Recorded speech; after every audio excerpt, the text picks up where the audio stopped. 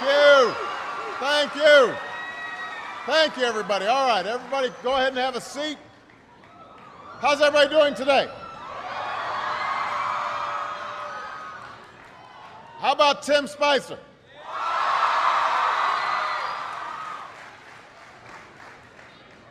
I am here with students at Wakefield High School in Arlington, Virginia, and we've got students tuning in from all across America, from kindergarten through 12th grade. And I am just so glad that all could join us today, and I want to thank Wakefield for being such an outstanding host. Give yourselves a big round of applause.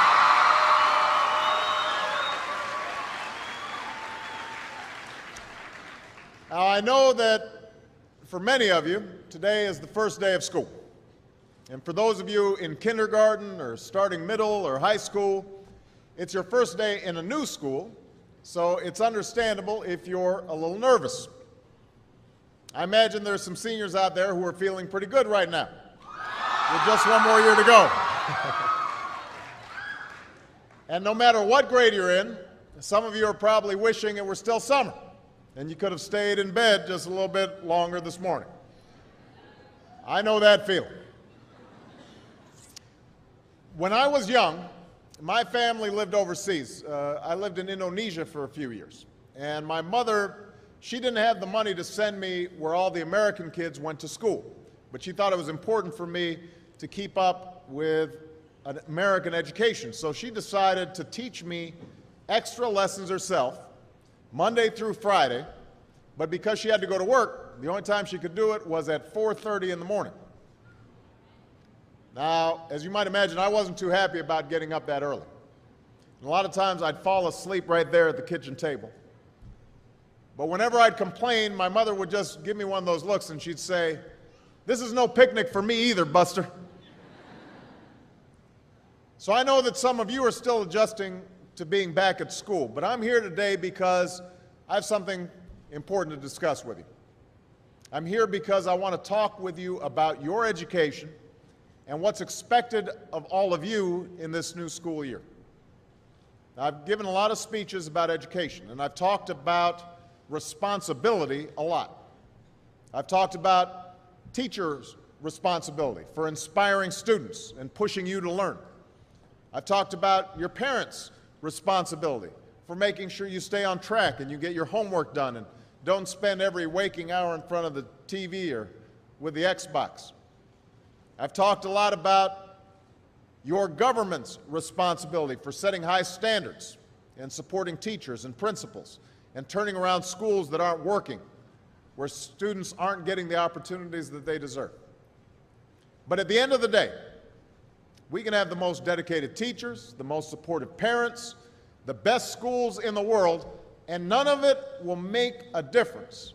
None of it will matter unless all of you fulfill your responsibilities. Unless you show up to those schools, unless you pay attention to those teachers, unless you listen to your parents and grandparents and other adults and put in the hard work it takes to succeed. And that's what I want to focus on today, the responsibility each of you has for your education. I want to start with the responsibility you have to yourself. Every single one of you has something that you're good at. Every single one of you has something to offer. And you have a responsibility to yourself to discover what that is. That's the opportunity an education can provide. Maybe you could be a great writer, maybe even good enough to write a book or articles in a newspaper, but you might not know it until you write that English paper, that English class paper that's assigned to you. Maybe you could be an innovator or an inventor, maybe even good enough to come up with the next iPhone or the new medicine or vaccine, but you might not know it until you do your project for your science class. Maybe you could be a mayor or a senator or a Supreme Court justice, but you might not know that until you join student government or the debate team. And no matter what you want to do with your life, I guarantee that you'll need an education to do it. You want to be a doctor or a teacher or a police officer? You want to be a nurse or an architect, a lawyer or a member of our military? you're going to need a good education for every single one of those careers. You cannot drop out of school and just drop into a good job. You've got to train for it and work for it and learn for it. And this isn't just important for your own life and your own future. What you make of your education will decide nothing less than the future of this country. The future of America depends on you. What you're learning in school today will determine whether we as a nation can meet our greatest challenges in the future. You'll need the knowledge and problem-solving skills you learn in science and math to cure diseases like cancer and AIDS, and to develop new energy technologies and protect our environment. You'll need the insights and critical thinking skills you gain in history and social studies to fight poverty and homelessness, crime and discrimination, and make our nation more fair and more free. You'll need the creativity and ingenuity you develop in all your classes to build new companies that will create new jobs and boost our economy. We need every single one of you to develop your talents and your skills and your intellect so you can help us old folks solve our most difficult problems. If you don't do that, if you quit on school, you're not just quitting on yourself, you're quitting on your country. Now, I know it's not always easy to do well in school. I know a lot of you have challenges in your lives right now that can make it hard to focus on your schoolwork. I get it. I know what it's like. My father left my family when I was 2 years old, and I was raised by a single mom who had to work and who struggled at times to pay the bills and wasn't always able to give us the things that other kids had. There were times when I missed having a father in my life. There were times when I was lonely and I felt like I didn't fit in. So I wasn't always as focused as I should have been on school, and I did some things that I'm not proud of, and I got in more trouble than I should have. And my life could have easily taken a turn for the worse. But I was lucky. I got a lot of second chances, and I had the opportunity to go to college and law school and follow my dreams. My wife, our First Lady, Michelle Obama, she has a similar story. Neither of her parents had gone to college, and they didn't have a lot of money. But they worked hard, and she worked hard so that she could go to the best schools in this country. But some of you might not have those advantages. Maybe you don't have adults in your life who give you the support that you need. Maybe someone in your family has lost their job and there's not enough money to go around. Maybe you live in a neighborhood where you don't feel safe or have friends who are pressuring you to do things you know aren't right. But at the end of the day, the circumstances of your life, what you look like, where you come from, how much money you have, what you've got going on at home, none of that is an excuse for neglecting your homework or having a bad attitude in school. That's no excuse for talking back to your teacher or cutting class or dropping out of school. There is no excuse for not trying. Where you are right now doesn't have to determine where you'll end up. No one's written your destiny for you, because here in America, you write your own destiny. You make your own future.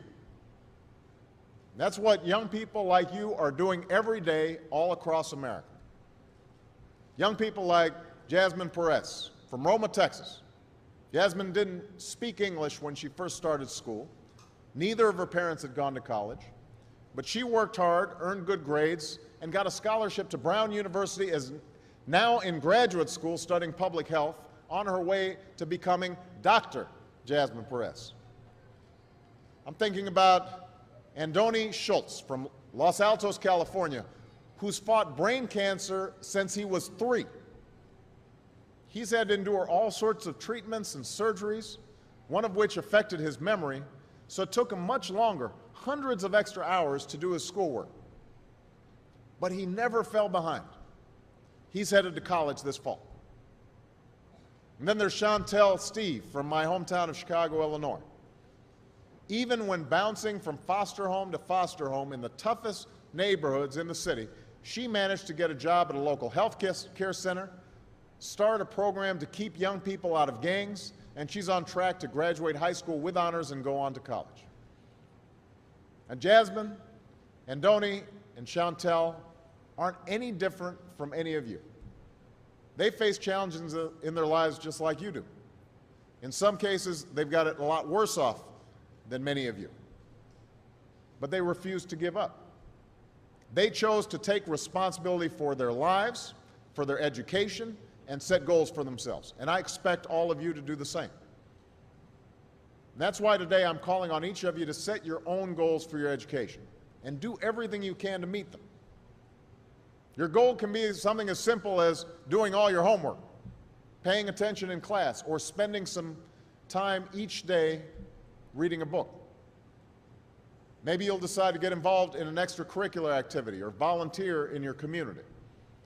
Maybe you'll decide to stand up for kids who are being teased or bullied because of who they are or how they look. Because you believe, like I do, that all young people deserve a safe environment to study and learn. Maybe you'll decide to take better care of yourself so you can be more ready to learn.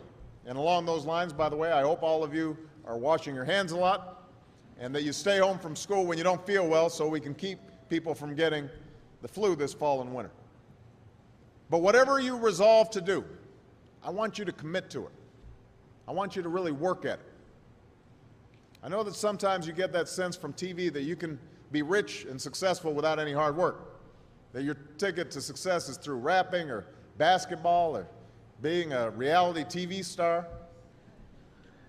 Chances are you're not going to be any of those things.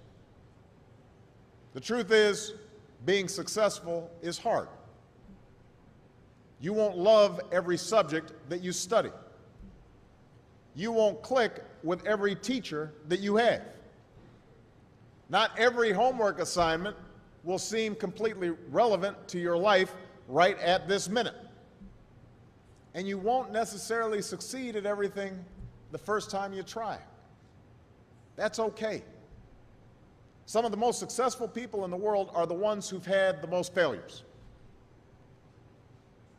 J.K. Rowling, who wrote Harry Potter, her first Harry Potter book was rejected 12 times before it was finally published.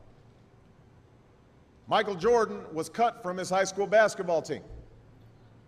He lost hundreds of games and missed thousands of shots during his career. But he once said, "I have failed over and over and over again in my life, and that's why I succeed."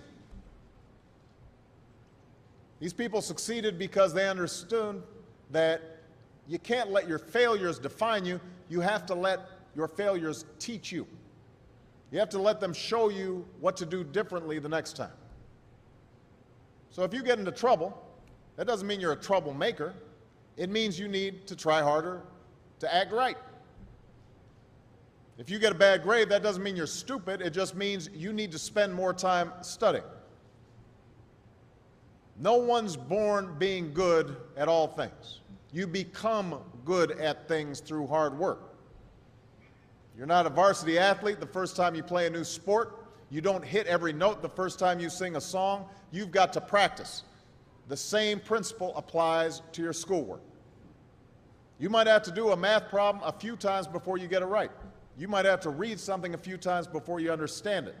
You definitely have to do a few drafts of a paper before it's good enough to hand in.